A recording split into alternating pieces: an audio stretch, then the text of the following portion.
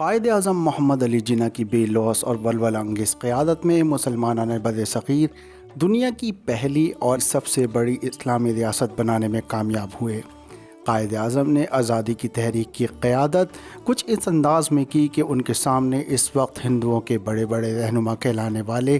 گاندھی، نہرو اور برطانوی viceroy lord Mount beaten کی ایک چال کامیاب نہ ہو سکی، اور دنیا کے نقشے پر اس وقت کی سب سے بڑی اور پہلی اسلامی نظریاتی مملکت پاکستان کے نام سے معرض وجود میں آ گئی۔ لیکن اس کو مسلمانان بر صغیر کی خوش قسمتی کہا جائے کہ ان کو حصول پاکستان کے لیے قائد اعظم کی عظیم قیادت نصیب ہوئی،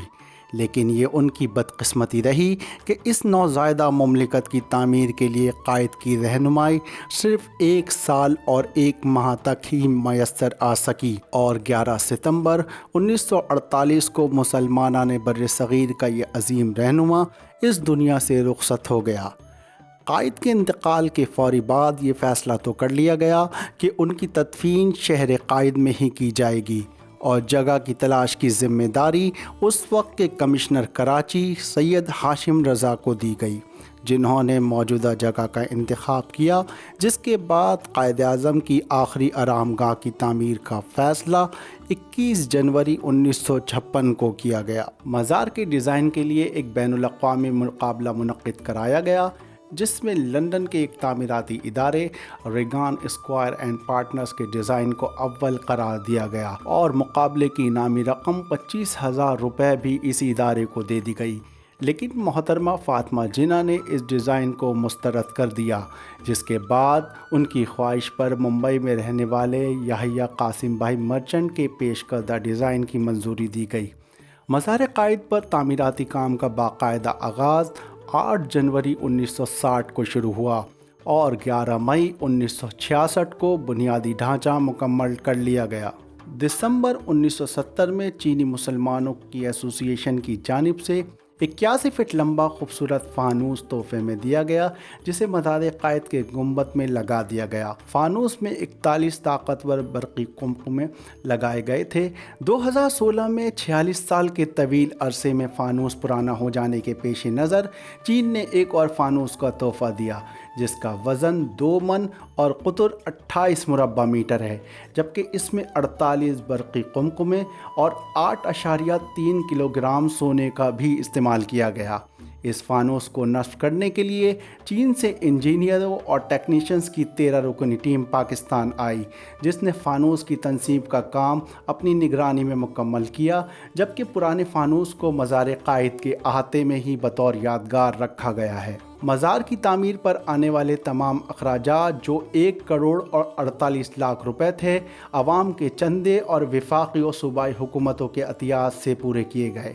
مزار قائد کی اونچائی سطح سمندر سے 91 فٹ بلند رکھی گئی۔ اس کا کل رقبہ 131.58 ایکڑ ہے، جس پر بعد میں خوبصورت باغات لگائے گئے، راہداریاں بنائی گئیں، فوارے اور آبشاریں نصب کی گئیں۔ 15 جنوری 1971 کو مزار قائد باقاعدہ طور پر شہریوں کے لیے کھول دیا گیا۔ 1995 میں مزار کو مزید خوبصورت اور سرسبز بنانے کی منظوری دی گئی، اور اس کا نام باغ قائد اعظم رکھا گیا۔ مزار کے احاطے میں لینڈ لائٹس، ٹاپ لائٹس اور زیر آب لائٹس کا جال بچھا دیا گیا، جس کے بعد مزار قائد مکمل طور پر ایک جدید باغ میں تبدیل ہو گیا۔ تعمیرات اور ڈیزائن و آرائش کے پورے مرحلے میں تقریباً 4,28,000 مربع فیٹ سنگ مرمر، 4,000 ٹن سیمنٹ، 565 ٹن فولاد، 64,000 فٹ پائپ، 248 زیر زمین روشنیاں، 69 راستوں کی روشنیاں اور چبوترے کے ذریعے 64 فلڈ لائٹس کا استعمال کیا گیا ہے، جس پر 33 کروڑ روپے لاگت آئی۔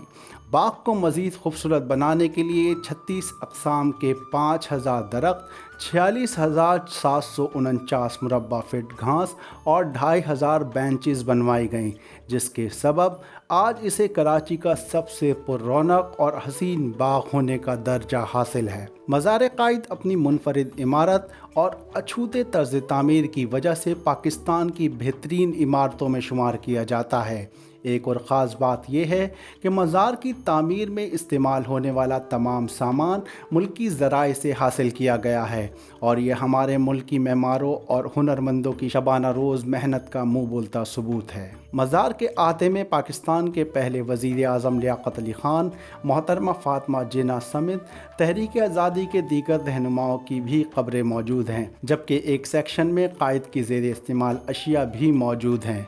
مزار کی تعمیر میں قائد کی شخصیت، کردار، مرتبے اور اسلامی فن تعمیر کو خصوصی طور پر مد نظر رکھا گیا ہے۔